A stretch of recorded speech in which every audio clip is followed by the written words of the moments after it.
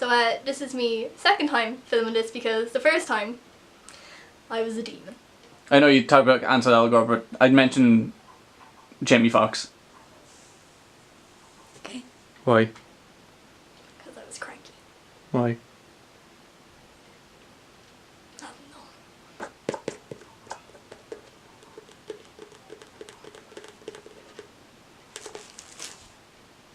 Do you want me to just stop it? It was period week, okay? One of my favourite things to watch on YouTube are probably monthly favourites, so I thought, why not copy every single one of the YouTubers? No, you don't want to copy them. No, I don't want to copy them. You'll creatively steal from them. I'll creatively steal from these YouTubers and do my own June favourites. My favourites in general are probably going to be a lot different to other YouTubers because they all do beauty products and makeup, and I love watching that, but I don't have enough money to go out every single month and buy a lot of that makeup, so mine are mainly movies and comic books that I read throughout the month. Whoop whoop. With a few beauty stuff, so we'll get to that. My first comic that I've read this month is Batman, Mad Love and Other Stories by, I was going to say Bruce Timm. It is Bruce Timm. For God's sake. I knew you shouldn't have said Bruce Deeney and Paul Timm. This comic, what I really like about it was meant to be in episode? Is that the name?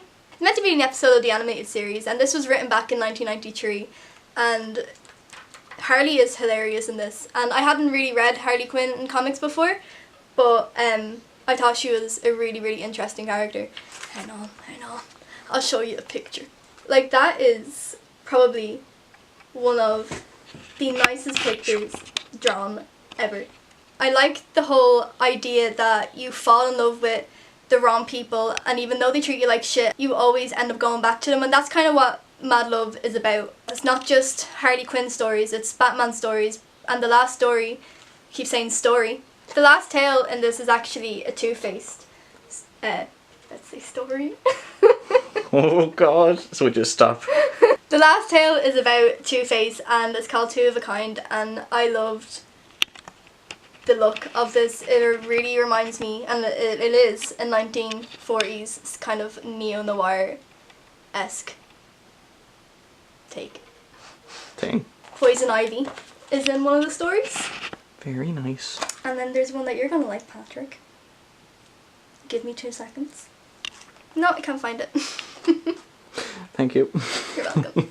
It's a great read, and I would definitely recommend it to anybody who is a fan of Batman and Harley Quinn. And it's a great time. The next set of comics that I have been reading are the Batgirl comics. These are probably my favourite comics that I've read so far. So, yeah. Every single one of these covers are just so beautifully drawn, and they're just so different from each other, and I don't know which one's my favourite, but the story is pretty much follows, it's actually 3 years after, I think, which one was she shot in? Is it The Killing Joke or Death in the Family? So in The Killing Joke, as everybody knows, that Batgirl was shot, and this follows 3 years after she was shot. I keep repeating my words. She was paralysed for 3 years, but she went through experimental surgery in Africa, and she's now the Batgirl in the comics. Throughout the whole series, like in the 3 comics, she deals with this, and she still has like post-traumatic stress, and she's very guilty that she overcame being paralysed, and it's just a great story. I'll show you a picture, hang on. I just have 2 questions. Was she shot? She was shot by the Joker. Joker shot her. But she moved from Gotham to Burnside. It's kind of like a suburb of Gotham. And she goes to college there, and she works there, and she deals with her friends. And is that the story? What? Stuff happens. Like, her brain works like a computer. And they show it really, really well in this comic, so I'm gonna show you now, I know. Something goes missing at the very start of the story. Oh my God. Trying to retrace her full steps, so like it goes through everything, and she just remembers everything. Does she remember everything? Oh, Jesus. Stop! See it? Oh god, yeah. So in case you didn't catch that, that was the story of Batgirl, and she got shot. She got shot, but happens 3 years later. Yeah, and then she lost something she was looking for. There's more to that, though. It's not just that. There's more in it. Mm-hmm. Shut up. So we're going to move on to Blu-rays that I have watched over the past month. So the first one is Alice by Jan... Why'd you just say it for me? Jan Svankmajer. Thank you. This is probably the weirdest movie that I have ever seen. It's absolutely fantastic, and it's basically his retelling of Alice in Wonderland. So it's live action, but he creates all the characters with stop motion except the little girl who plays Alice. It's very creepy when the rabbit moves and all these other characters. Like, it's just, I'm gonna have to insert some footage just so you can see what I'm talking about. I just loved it. I don't know why I was so drawn to it, and his work is so unique, and it's, you just, when you see something of his, you just know it's him, and I would definitely recommend it to anybody who is interested in his stuff. The second Blu-ray that I would recommend is Zelig by Woody, as I say Woody Harrelson again. Woody Allen. Woody Allen. Woody Harrelson did not direct this movie. This is a mockumentary. Anybody who he's standing beside, he kind of just adapts their physical...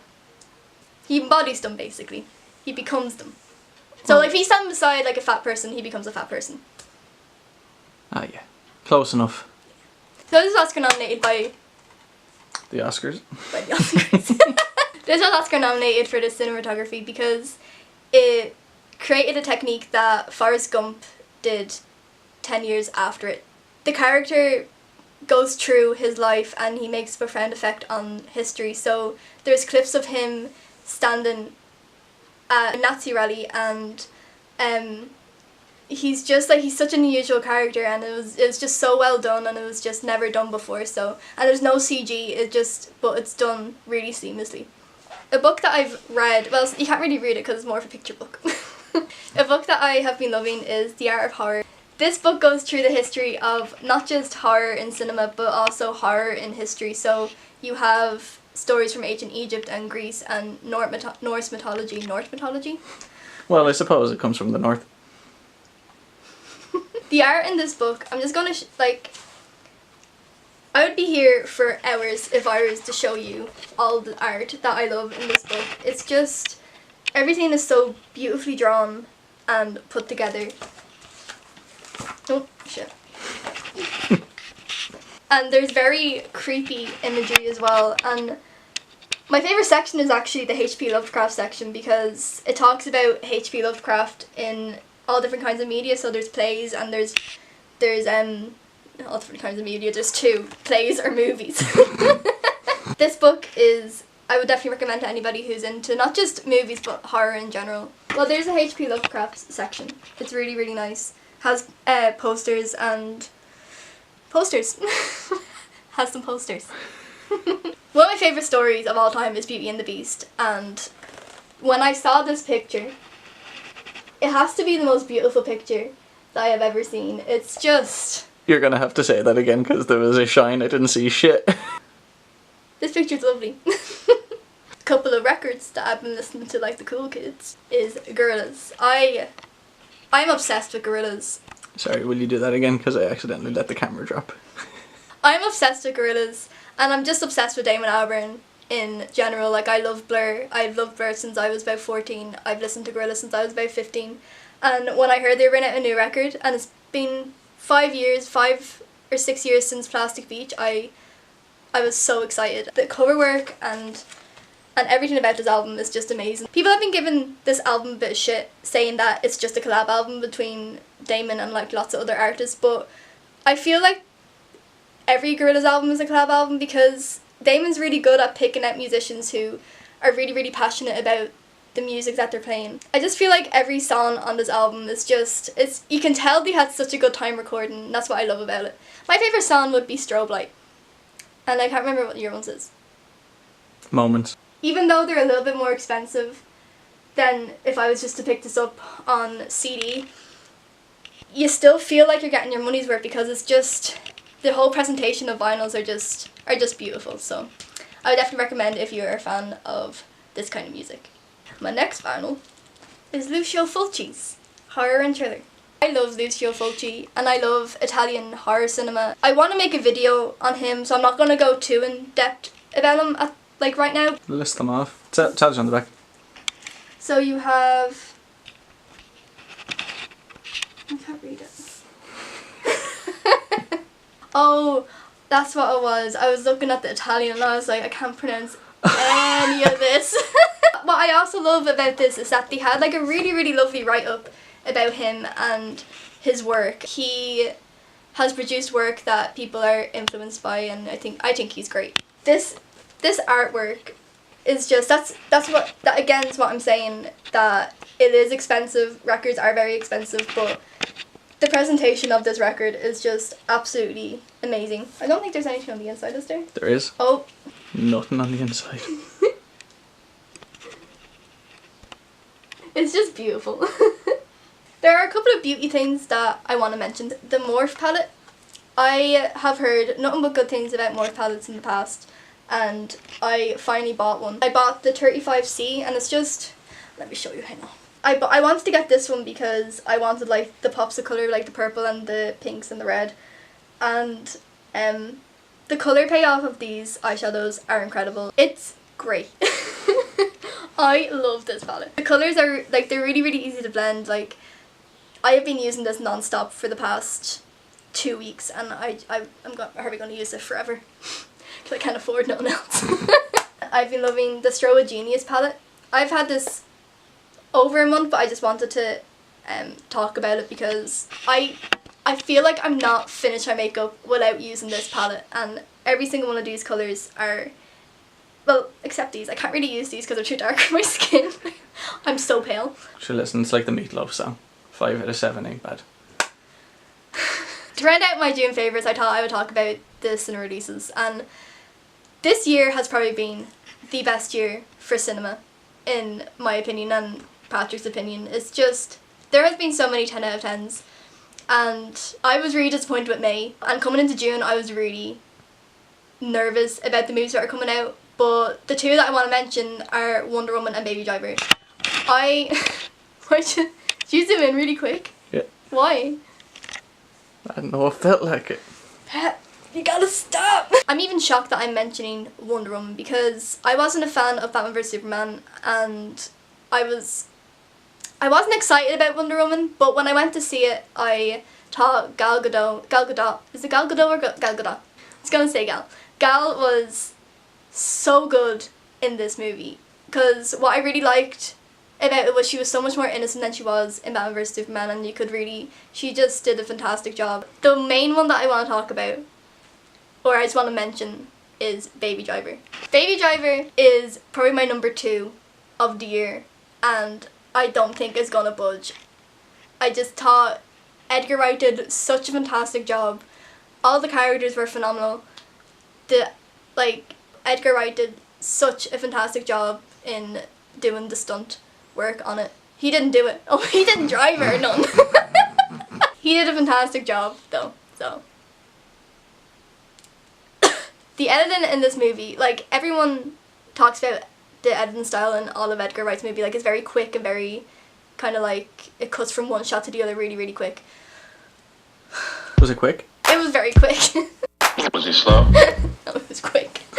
The editing style in this, it cuts with the music that he chose for this movie, and it's just done so well, and it's just so good though. You could almost make an entire video just talking about Baby Driver. I think someone did. That was you, Pet. Yeah. I loved it. Trailers that have come out this month are actually really, really good. My favourite one is probably Murder on the Orient Express. I'm going to be releasing a video in like a couple of weeks, so check it out. That trailer was just, it was so intriguing, and I haven't read Murder on the Orient Express yet, but it makes me really, really want it, and I'm dying to see it in November.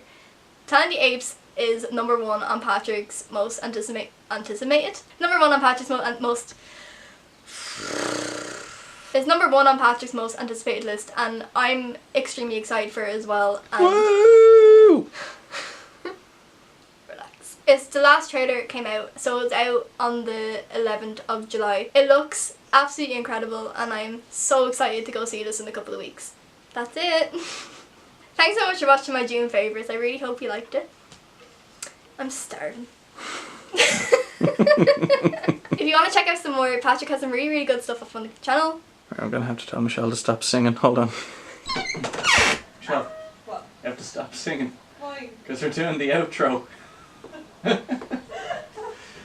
you want to see some more, you can check out some of Patrick's stuff. He has some really, really good stuff on the channel. But sure, what would he know? That was shit, wasn't it? Oh yeah. So, we're doing your thumbnail. Mm-hmm. You want to have as much in it? Hold on, open it up. And then just... Oh.